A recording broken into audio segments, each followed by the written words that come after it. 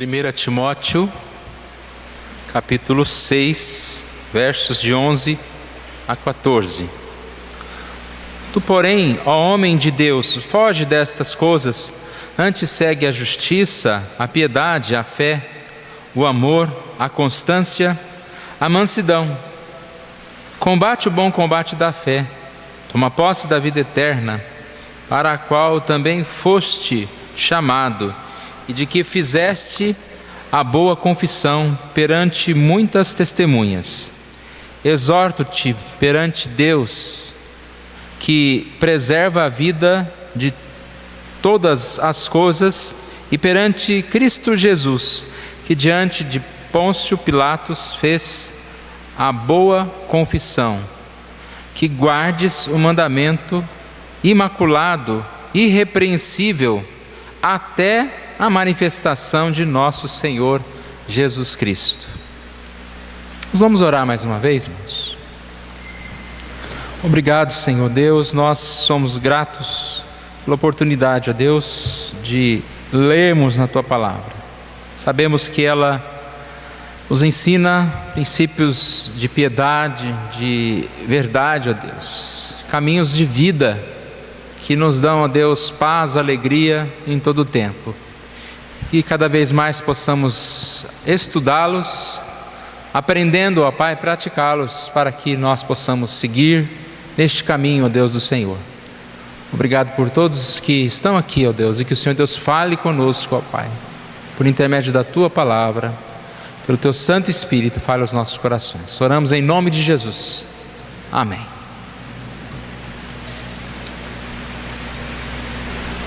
Homem de Deus. Às vezes a gente vê uma pessoa, né, e chega e fala: não, fulano é um homem de Deus. Mas é uma frase um pouco vazia, né? O que significa isso? O que você viu em determinada pessoa a ponto de chamá-la de homem de Deus? Essa passagem que nós lemos, ela traz essa expressão: tu, porém, ó homem de Deus. Homem, mulher de Deus. E nós podemos encontrar aqui alguns princípios. Existe uma frase do reverendo Hernandes Dias Lopes que diz: o homem de Deus é conhecido por aquilo de que ele foge, segue, combate e guarda. E nós encontramos nesta passagem esses 4 argumentos que nós queremos desenvolver nesta noite. Compromissos de um homem de Deus. Um homem de Deus é conhecido por aquilo que ele foge. Olha o versículo 11. Tu, porém, ó homem de Deus, foge destas coisas. O homem de Deus é conhecido por aquilo que ele foge. Bom, estas coisas se refere ao que já vem sido explicado aqui no capítulo 6. A partir do verso 4, nós encontramos aqui algumas coisas. Quem é de Deus, quem é um homem de Deus, deve fugir delas. Ele começa falando sobre contendas. O homem de Deus foge das contendas de palavras. Enfatuado, que vai atrás de discussões, nada entende, é o ignorante falante, digamos assim. Tem mania por questões e contendas de palavras. Foge, homem de Deus, das contendas. E nós vivemos num tempo onde parece que as pessoas procuram as contendas. É uma expressão agora entre os jovens, adolescentes, né? As tretas, que é uma confusão para ir lá discutir, para dar a sua opinião. Só que o que gera discussões? O que gera você se tornar um falante? ignorante. Aqui é um enfatuado que nada entende. É bem isso que nós encontramos hoje. Enfatuado, que está cheio de fatos, discussões, mas ele não entende nada, mas ele fala. Não é isso que a gente vê? Acontece uma coisa, todo mundo fala, e todo mundo quer dar a sua opinião, quer entrar lá, eu sou a favor, eu sou contra. O que gera isso? Aqui diz que destas coisas, dessas brigas de palavras, são as invejas, daí vem as invejas, vem as brigas, vem os insultos, desconfianças maldosas, discussões sem fim. Olha o que diz o versículo 4: contendas de palavras, de que nasce inveja, provocação, difamações, suspeitas malignas, altercações sem fim, por homens cuja mente é pervertida e privados da verdade. Então nós vemos aqui a necessidade de fugir dessas contendas. Foge destas coisas. Ainda a sequência aqui fala a respeito de querer lucrar com a piedade. O texto diz que essas pessoas supõem, ou supondo que a piedade é fonte de lucro. Então dá a ideia de pessoas que queriam, naquela época já, lucrar com as coisas de Deus. Hoje existe um comércio enorme, de tudo em relação às coisas de Deus. Pessoas sim, hoje lucram e muito, se enriquecem. Naquela época também já existia isso. E ele diz que o homem de Deus foge da avareza. Talvez a gente não queira lucrar com a piedade, mas talvez esteja no nosso coração esse desejo tão comum do ser humano, Eu quero lucrar mais e ter mais e conquistar mais, ter mais dinheiro. Foge disso. E o argumento dele é simples, versículo 7: porque nada temos trazido para o mundo, nem coisa alguma podemos levar dele. Nós falamos algumas semanas já sobre isso, Tanto trabalho, tanta busca, e a gente diz que é simplesmente para ter o sustento, Mas o sustento já virou supérfluo há muito tempo. As pessoas muitas vezes estão mais preocupadas em manter um status, e não sustento, e não pão, não com o que vestir. O que você trouxe para o mundo? Nada. E o que você vai levar? Nada também. Nada. E o versículo 8 diz: portanto, tendo sustento com que nos vestirmos e sejamos contentes. Se temos comidas e roupas, vamos ficar contentes com isso. Alegria, de poder se alimentar, de poder se vestir. O que quer ficar rico, ou os que querem ficar ricos, caem em tentações, ciladas, caem em pecados, presos a armadilhas, desejos tolos. Nós sabemos muito bem esse caminho, irmãos? Você começa desenvolvendo algum trabalho e de repente vem oportunidades para se ganhar mais dinheiro, e vem oportunidades para se dar um jeitinho numa lei aqui, para se conseguir algo de uma forma mais rápida. São ciladas daquele que busca ganhar mais e mais dinheiro. O amor ao dinheiro é fonte de todos os tipos de males. Então é isso, irmãos. Esse primeiro argumento: um homem de Deus, ele é conhecido por daquilo que ele foge. E aqui são duas coisas: foge das questões insensatas e foge do amor ao dinheiro, da busca pelos bens materiais. Um homem de Deus, ele foge destas coisas. E aí vem a sequência que é o contrário do que nós acabamos de dizer. Ele foge, mas o homem de Deus também é conhecido por aquilo que ele segue. E o que ele segue?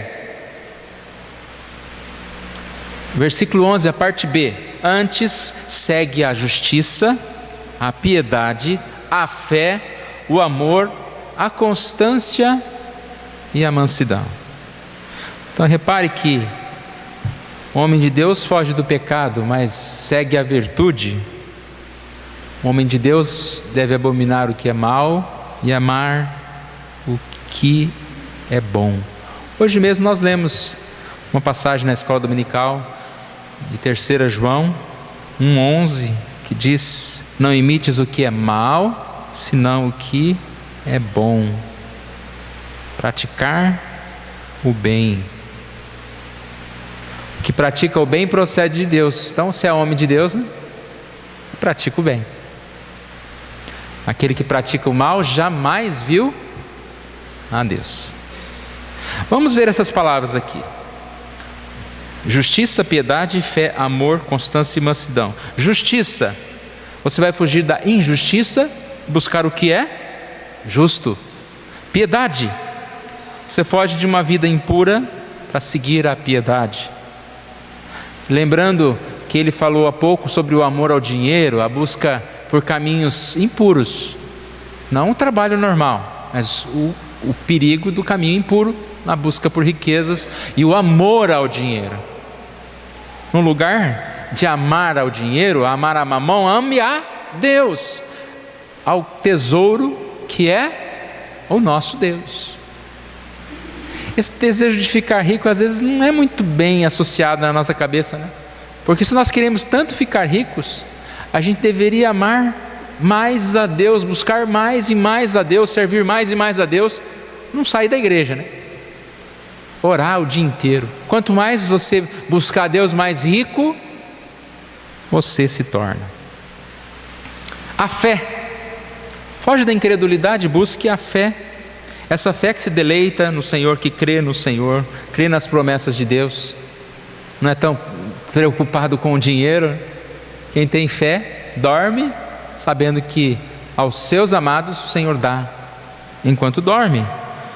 O amor, lembra que nós falamos acima de fugir das altercações, das discussões? Foge dessas brigas e segue o amor. Muito melhor, não? Ficar guardando mágoa. Dá um trabalho brigar, gente, porque você briga e depois você fica triste porque brigou, aí quer pedir perdão, aí não sabe se pede perdão, se vai piorar as coisas. Dá um trabalho. Então amar não dá trabalho. Se amor, a pessoa vai te tratar bem. Ninguém é doido de tratar mal alguém que trata bem o outro. Trate bem o seu próximo para você ver como ele vai te tratar bem. Constância, fugir de um estilo de vida inconstante. Pessoas que correm atrás do vento, segue a constância. Mansidão, no lugar do destempero emocional, segue a mansidão. É interessante a gente ver esses dois paralelos, né? A ideia de um homem de Deus, que primeiro é conhecido por aquilo que ele foge e depois é conhecido por aquilo que ele segue. Porque às vezes a gente pode pensar que um homem de Deus é alguém que é abstinente do mal, é alguém que vive como se numa redoma, né? Não faz nada errado, é o santinho, no sentido de que ele foge do que é errado, não quer ver o que é errado. Mas ser homem de Deus, mulher de Deus, mais do que ser reconhecido por aquilo que você deixa de fazer, é aquele que é reconhecido por aquilo que ele faz. Hoje cedo a nossa mensagem da escola dominical falou muito sobre isso. Alguém que dá bom testemunho de todos. Ou seja, se você dá bom testemunho é porque você faz alguma coisa. Você já viu aquela pessoa que alguém pergunta: "Aí você conhece fulano, como que ela é?" "Uai, não sei." Tipo assim, nunca vi ela fazer nada de bom, mas nada de mal, não sei o que ela é. Então a gente tem que se expressar, tem que fazer. E à medida que a gente faz o bem, a gente é conhecido pelo bem. O homem de Deus é conhecido pelo bem. Foge e segue, ou seja, não faça o que é errado, mas faça o que é certo. Não basta não fazer mal ao próximo, você tem que ajudar o próximo. Não faço mal para ninguém, mas para quem que você faz o bem? Não basta não amar o dinheiro, eu preciso amar mais a Deus, buscar a Deus. Terceiro e quarto ponto, eu quero meio que ligá-los, eles são mais curtos aqui. O homem de Deus é conhecido por aquilo que ele combate, e o homem de Deus é conhecido por aquilo que ele guarda. Olha o versículo 12: combate o bom combate da fé, toma posse da vida eterna. Combate o bom combate da fé. Ele está falando em tempos em que muitos falsos mestres espalhavam suas heresias e era necessário combater o bom combate da fé. Quando nós falamos aqui, conhecido por aquilo que ele combate, também por aquilo que ele guarda, olha o versículo 14: guardes o mandamento imaculado, irrepreensível, até a manifestação de nosso Senhor Jesus Cristo. Uma forma de nós combatermos o que é mal, já aí é a mesma argumentação do ponto 1 e 2, né? É você guardando o que é bom, é você falando sobre o que é bom, é você ensinando o que é bom. Eu fico pensando, irmãos, a gente tem uma semana nova pela frente, quantos combates que estão pela frente?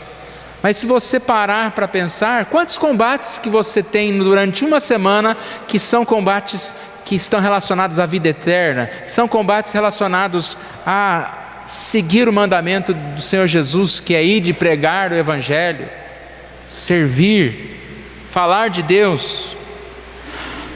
Há muitos combates desnecessários, há muita energia e tempo jogado fora. Há quem perca um dia inteiro, né, tentando consertar alguma coisa em casa. Quantas vezes nós perdemos tempo com certas coisas que não valem a pena, nós perdemos tempo por aquilo. Um pouco é falta de sabedoria, mas um pouco é falta de foco mesmo. Porque na nossa cabeça o importante é estar ocupado. Errado.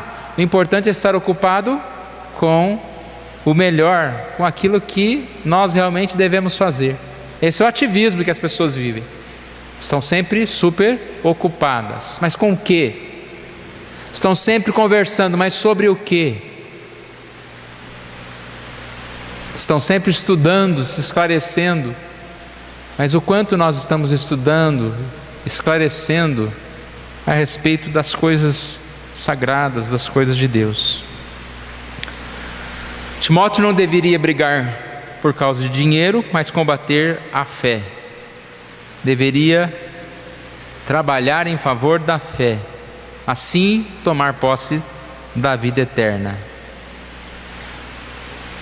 Trabalhar a favor da fé é alguém que é convicto da sua salvação, daquilo que Jesus fez por ele. E esse, assim, prega, ensina, guardar o Evangelho, num tempo em que tantos não guardavam. Nós temos na Bíblia exemplo de Demas, que se desviou dos caminhos do Senhor. Hoje cedo nós falamos sobre Diótrefes, que ele era alguém muito soberbo, né? Gostava de ser importante. Nós temos no meio cristão, no meio do mundo nem se fala, muitas pessoas que se desviam do caminho da verdade. Lembra que nós falamos? Não imitar o que é mal, imitar o que é bom, guardar as coisas boas, não negociar as verdades absolutas que nós conhecemos. Um homem de Deus não se rende ao lucro, não se rende às ilusões de doutrinas falsas, né?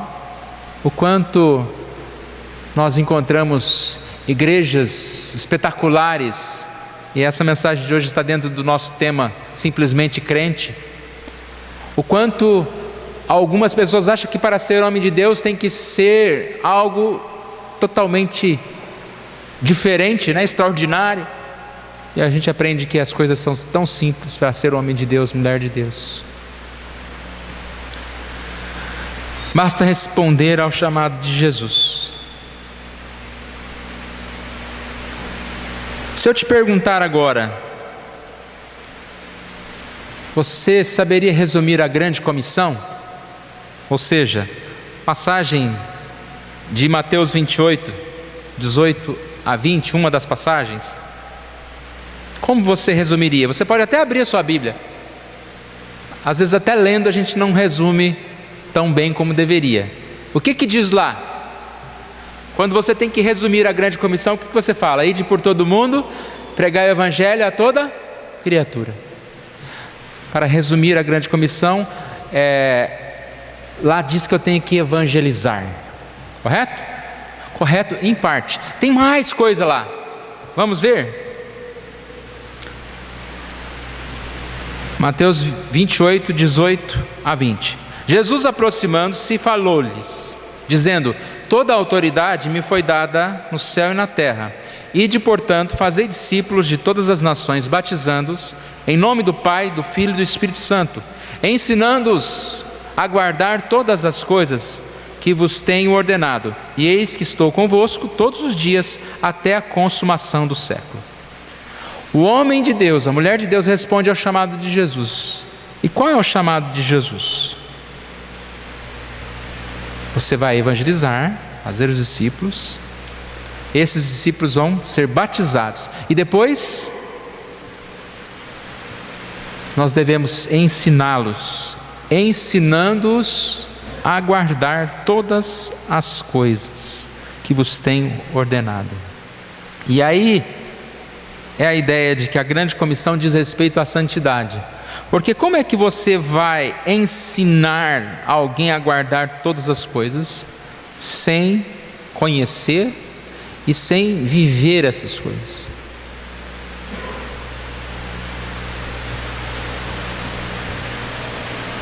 Para ser homem de Deus, nós precisamos testemunhar mais dessa palavra de Deus.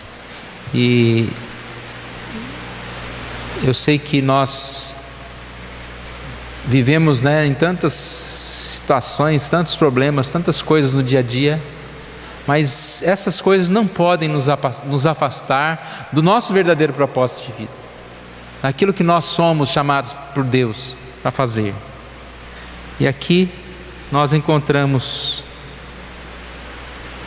essa necessidade, de ser um povo disposto a cumprir a palavra de Deus, conhecido por aquilo que ele foge do pecado, foge da tentação, dos maus caminhos, conhecido por aquilo que ele busca, segue a justiça, combate o bom combate, conhecido por aquilo que ele combate, por aquilo que ele guarda a palavra de Deus, e nós possamos viver essa vida, diante do Senhor. Nós falamos muito pouco sobre as coisas de Deus, nós estudamos pouco. Eu creio que nós precisamos, eu não quero puxar a orelha, porque eu tenho que puxar primeiro a minha, mas nós temos que puxar a nossa orelha, pelo pouco que nós fazemos, e o quanto que qualquer coisa nos afasta, de servir a Deus. Começamos a participar da escola dominical, de repente não vamos mais. Participamos no culto à noite, de repente não vamos mais. Durante a semana, não vamos. Alguns vão. Essa quarta-feira passada aconteceu algo interessante, Caiu um dilúvio bem na hora do culto. Eu sei que impediu alguns de vir. Outros não, porque não viria do mesmo jeito se estivesse chovendo ou não. Aí eu chego em casa no outro dia e estava lá, a propaganda lá, jogo do Corinthians, não sei com quem. Acho que era 30 mil pessoas debaixo de chuva assistindo o jogo. E eles chegaram quantas horas antes, E ficaram lá debaixo de chuva. Não estou puxando a orelha de ninguém. Mas eu vim a pé de casa, não tomei uma gota de chuva, porque eu cheguei aqui 6h30. Também pode falar, você é o pastor, também. Não estou falando que eu sou melhor que ninguém. Vocês estão me entendendo, irmãos? Mas a comparação é clara. O quanto nós queremos as coisas de Deus, o quanto nós buscamos. O tema vai ser repetido, porque eu cancelei a mensagem para deixar para outro dia, que tinham 3 pessoas, mais o diácono e o pastor. Depois chegou mais 2. Nós vamos falar sobre milagres no livro de Atos, quarta-feira que vem. Então, o quão pouco a gente conversa sobre as coisas de Deus, o quão pouco os nossos assuntos, até mesmo entre os pastores. Eu já falei um dia na escola dominical, né?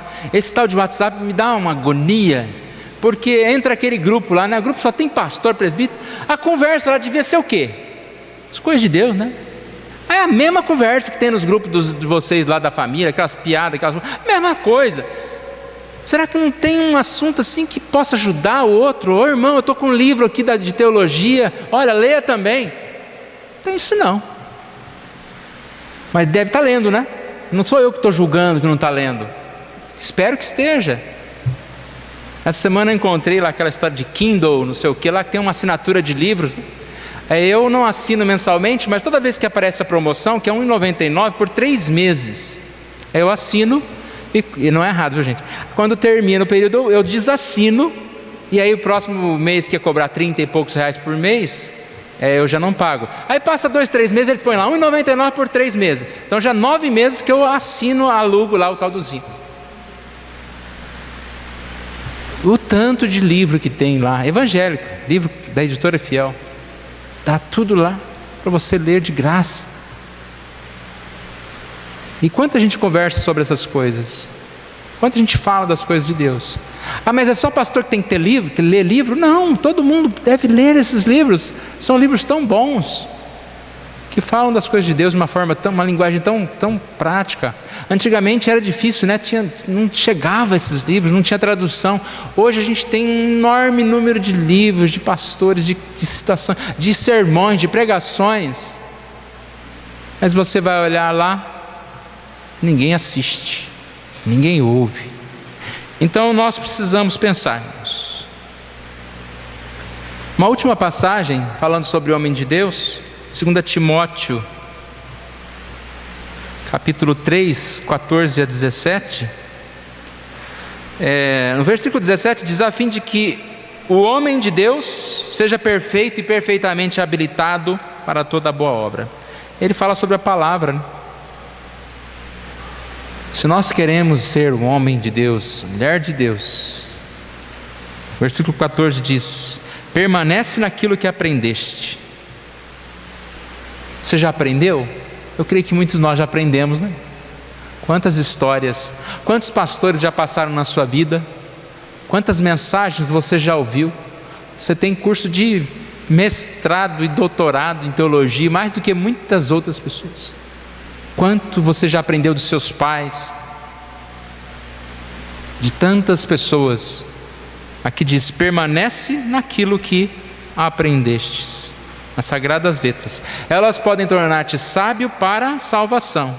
E essa escritura, essa palavra de Deus, ela realmente é capaz de nos fazermos habilitados para toda boa obra. O homem de Deus permanece naquilo que ele aprendeu, e assim ele é habilitado para as boas obras. Então que Deus nos abençoe, nós possamos entender isso. Guarde essa frase: o homem de Deus é conhecido por aquilo que ele foge, segue, combate e guarda. Vamos nos colocar em pé, nós vamos orar ao nosso Deus nesse momento. Deus querido, nós agradecemos a Ti, ó Deus, mais uma oportunidade que o Senhor nos dá de estarmos aqui na Tua casa, estudarmos a palavra, ó Deus. Que o Senhor nos ajude a entender, ó Deus, que cada um de nós foi chamado, ó Pai, não chamado apenas para viver alguns anos aqui, fazer algumas coisas, passear, ó Deus, almoçar em restaurantes, ó Pai, nada disso, ó Pai. O nosso chamado principal é o chamado da salvação, o chamado não só de receber a salvação, mas de compartilhar, ó Deus. Que privilégio nós temos, e que o Senhor nos abençoe para que possamos ser realmente esse homem de Deus, ser essa mulher de Deus, que sabe afastar daquilo que não é bom, sabe praticar aquilo que é agradável ao Senhor, ó Deus. que combate os combates da fé, que guarda os teus mandamentos, guarda a tua palavra, Deus. Obrigado, ó Pai, por mais esse momento, pela tua palavra, Deus, e que assim nós possamos a cada dia, Deus, ser fortalecidos, habilitados para toda boa obra, Deus. A partir do momento em que nós ouvimos e permanecemos naquilo que aprendemos do Senhor, ó Deus. Dá-nos, ó Deus, força, fortalece, ó Deus, tira de nós a inconstância, ó Deus. Perdoe os nossos pecados, ó Deus. Nos firma, Senhor Deus, nos caminhos do Senhor. Nós oramos em nome de Jesus. Amém.